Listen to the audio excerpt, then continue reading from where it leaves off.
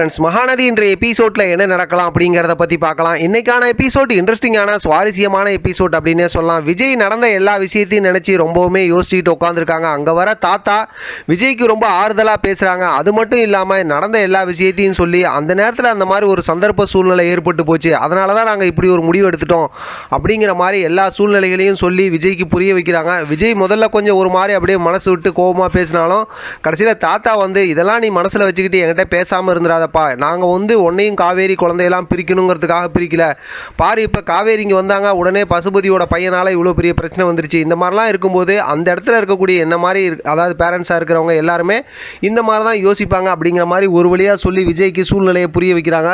சூழ்நிலையும் தாத்தா சொன்னதுமே விஜய் புரிஞ்சுக்கிறாரு. அப்புறம் சமாதானம் ஆயிடுறாரு. அதுக்கப்புறம் எல்லாத்தையும் சரி பண்ணிடலாம்பான்னு சொல்லி தாத்தா ஆறுதல் சொல்கிறாங்க விஜய்க்கு. விஜய் வந்து அப்புறம் சமாதானம் ஆனதுக்கப்புறம் எந்திரிச்சு போய் காவேரியை பார்க்குறாங்க. காவேரியும் அம்மாவும் சேர்ந்து நல்லா தூங்குறத பார்த்ததுமே ரொம்ப சந்தோஷப்பட்டு வந்துடுறாரு. அடுத்த நாள் காலையில் பார்த்தோம் அப்படின்னா உட்காந்துருக்காரு. காவேரி எந்திரிச்சு வராங்க. வந்ததுக்கப்புறம் காஃபி சொல்கிறாங்க. எல்லாரும் உட்காந்துருக்காங்க. ராதா காஃபி எடுத்துகிட்டு வராங்க. அதுக்கப்புறம் அன்பரசு வழக்கம் போல் இங்கே தங்கிட்டீங்களா மிஸ், நாளைக்கு கிளம்புறீங்களா மிஸ் அப்படி இப்படின்னு சொல்லிட்டு இருக்காங்க. இப்போ இன்றைக்கி ஒரு நாள் ரெஸ்ட் எடுக்கட்டும், நாளைக்கு ஸ்கூலுக்கு அனுப்பி விடுங்க அப்படிங்கிற மாதிரி சொல்லிட்டு காவேரி கிளம்புறாங்க. விஜயும் சரி நான் கூட்டிகிட்டு போயிட்டு விட்டுட்டு வந்துடுறேன் அப்படின்னு சொல்லிட்டு அங்கேருந்து அப்படியே கிளம்புறாரு. இப்போ காரில் போகும்போது தாங்க செம்ம சூப்பரான மூமெண்ட் இன்றைக்கான எபிசோடில். இப்போ பார்த்தோம் அப்படின்னாக்கா நிறைய விஷயம் பேசிக்கிட்டு இருக்காங்க.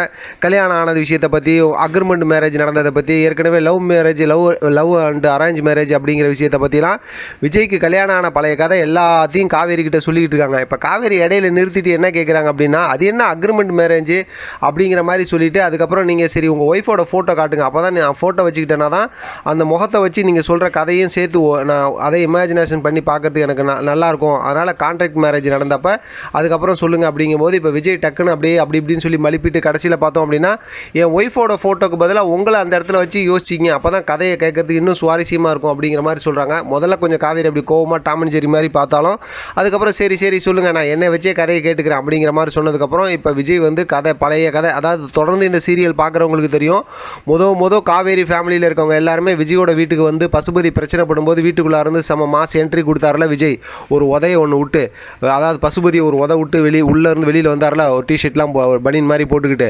அந்த மூமெண்ட்லேருந்து அப்படியே காட்டுறாங்க. கடைசியில் கல்யாணம் ஆகிற வரைக்கும் ஆஃபீஸில் நடந்தது, தாலி கட்டுறது, மாலை மாற்றிக்கிறது, இது எல்லாமே சொல்லிக்கிட்டே இருக்கார் விஜய் கதையை. காவேரி அதை கேட்க கேட்க இவங்களுக்கு அடிக்கடி கனவுல ஒரு விஷயம் வந்துட்டு போதில்லை, அதெல்லாம் அப்படியே திங்க் பண்ண ஆரம்பிக்கிறாங்க, யோசிக்கிறாங்க. அதோட இன்றைக்கான எபிசோட் ரொம்பவுமே சுவாரஸ்யமாக முடிச்சிருக்காங்க. பார்க்கலாம் அடுத்து என்ன நடக்குதுன்னு. இதை பற்றின உங்களோட கருத்து கமெண்ட் பாக்ஸ் தெரியப்படுத்துங்க. தொடர்ந்து ஆதரவு கொடுங்க. தேங்க்யூ ஃப்ரெண்ட், தேங்க்ஸ் ஃபார் வாட்சிங்.